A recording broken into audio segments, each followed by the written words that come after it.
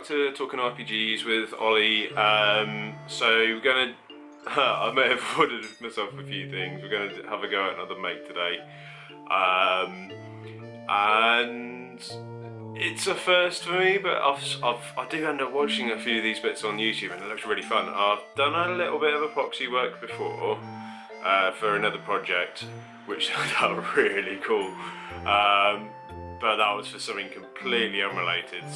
But I was using this lovely gold resin with a nice dark wood. It was absolutely banging. But I'm gonna have a go. It's something that I said I probably wasn't gonna do. But anyway, I'm gonna have a go at making some dice out of epoxy and moulding them out of some dice I already have. For now, in future, I think it might be a possibility. I've been having a little play with this idea, but might be a possibility to actually make some custom dice, 3D model them and print them, and then mould them from that. But at the moment, I'm just moulding them from some existing dice. And weirdly, with deliveries at the moment, because of the whole COVID-19, everything's sort of turning up a bit staggered. And I ordered these at the same time, and the first bit's arrived, which is the rubber, the moulding rubber. Now this is Wagnersil. It appears to be used for dental stuff, so I didn't realise that when I bought it, I'm not gonna lie. But hopefully it works. It's moulding rubber, 1-to-1. One of the things I've been looking at online is apparently something you've got to be really careful of is whether you measure these out by weight or by volume. Because apparently you can alter how you mix them, but it's a 1-to-1 ratio, so surely it would be the same. I don't get how it would be different, but apparently you've got to be really careful of it. The issue being is I've read through the instructions, something I rarely do, but I've read through the instructions on this, and it doesn't say by weight or by volume, so I'm guessing it doesn't matter. I'm going to make a bit of a plan of how I'm going to do this. So the idea is, I've watched quite a few things lately to kind of get a feel for how this all works. I'll put links below of some of the YouTube channels I've looked at. There's some wonderful ones out there. There's a lot of people working with epoxy, and it's wonderful to see. And there's even people who are making dice, there's people making jewellery, there's people making tables, there's people making bowls and wood turning it. It's really impressive. And weirdly enough, it's something that I put on in the evening, especially the wood turning ones, just to chill out. I find it so relaxing just watching someone carving away at a bit of wood and epoxy. It's actually really chill. So I thought I'd have a go. But obviously I don't have a lathe to do any wood turning at the moment. It's something that I'm actually looking into. I'm wondering about getting a little one just to have a play with the idea. But yeah, I'm going to have a go at moulding and making some dice. I digressed, I do apologise. Right, here's the plan. Okay, so the first thing to think about, I think, is how we're going to mould the existing dice. So there's different ways of doing it. So let's, there. So we'll say mould the types. We have got. I know what I mean by these, and I'll explain them afterwards, but I'm going to say flat phase mould, mould, and then screw. I have no idea how to spell screw, I'm so sorry, but you get me. I don't know what screw is, but anyway. Screw mould, and then I'm going to do 2 different versions of this. So I'm going to have one maybe just glue to, just glue, and then another one I've seen is where you drill into the dice you're using as a template, so you can glue the screw into that, and it supposedly gets rid of the issues you get with with. So that is the first part of our plan. We're going to have a go at some of these different mould types. Flat face mould is basically where you get a tub and you're going to just glue one of the faces of the dice to it. The issue that I've seen with this is basically you have a side of the dice that has no number on it. But worth a go, right? Corner mould is same kind of thing, so but rather than gluing a face of the dice to the bottom of what I'm using to mould with, it's going to be the corner of the dice. So we still get a bit of that face, but it's going to mean a bit more work afterwards to make that corner look a bit nicer.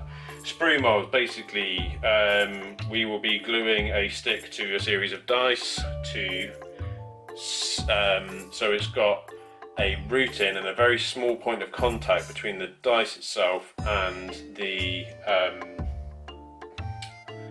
mold. So it means you can just clip that off and there'll be a little bit of sanding involved, but not too much.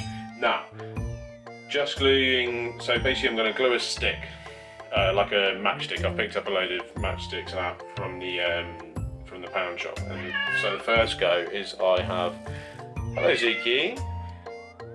Sorry, that's my cat, ignore her a minute. So we're just going to glue, first one we're just going to glue the dice to the stick and see how that goes, and then the other one we're going to drill a little hole to glue the stick into. Okay guys, so I've already prepped a few of these. Show you a bit closer if it'll focus. Will you focus on that please? So there's my D20. There's a little block of wood at the bottom so that when we fill our mould, there's a little reservoir for the epoxy to go. This is one of the ones where I've just glued it to the dice directly rather than drilling a hole, and then we've got this little matchstick here which will be our sprue.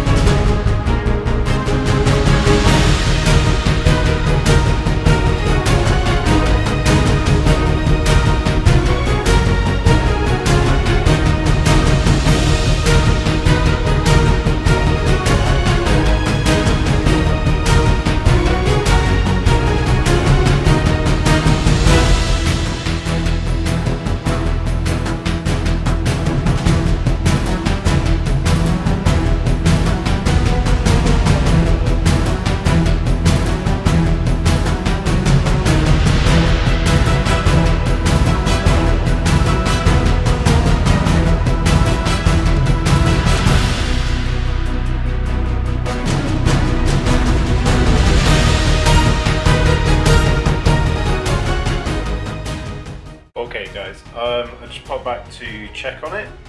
We're coming up to the half-hour mark, we're not quite there yet. And I peeled up one of these bits off the table, and it's always so satisfying. Like it's stretchy, but it's not quite there yet. It's getting there, and this one's feeling pretty solid. I'm going to leave it a bit longer just to be sure. But yeah, like all these little bits where I've spilled it on the top here, just like they're peeling up quite nicely and they feel about ready, but I think I'm going to give it a little longer yet. Okay guys, these have been sat now for plenty of time, well over the half hour recommended. I'm just sort of playing with the chopstick I used to mix, just pulling that off, and that feels pretty good. It's weirdly satisfying. I mean, oh, just look at that. Look at that.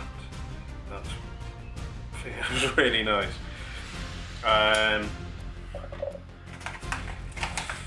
Let's have a look at these. I don't think they're just going to pop out because I did glue them to the bottom, so I think we may have to pull apart this.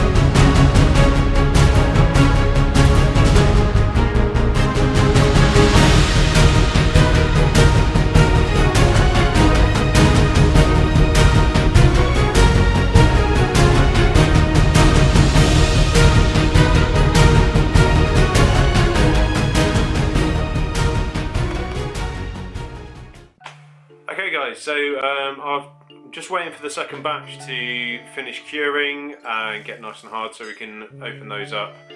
But I think I'm going to leave the video there. So far we've got these two moulds out of process, which has worked quite nicely.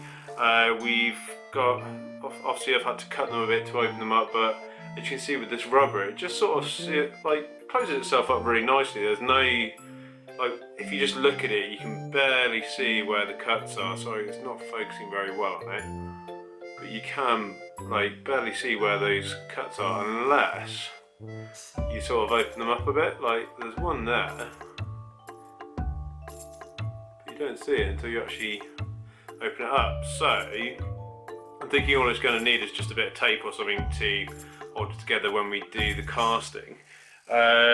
These ones, a lot of them pop right out. I mean, we've just got those ones on the edge there that have closed up quite nicely. That one there that's closed up quite nicely. And I'm going to leave you with that. And something that I found outrageously satisfying. I hope you enjoy it. Just a little bonus thing, really.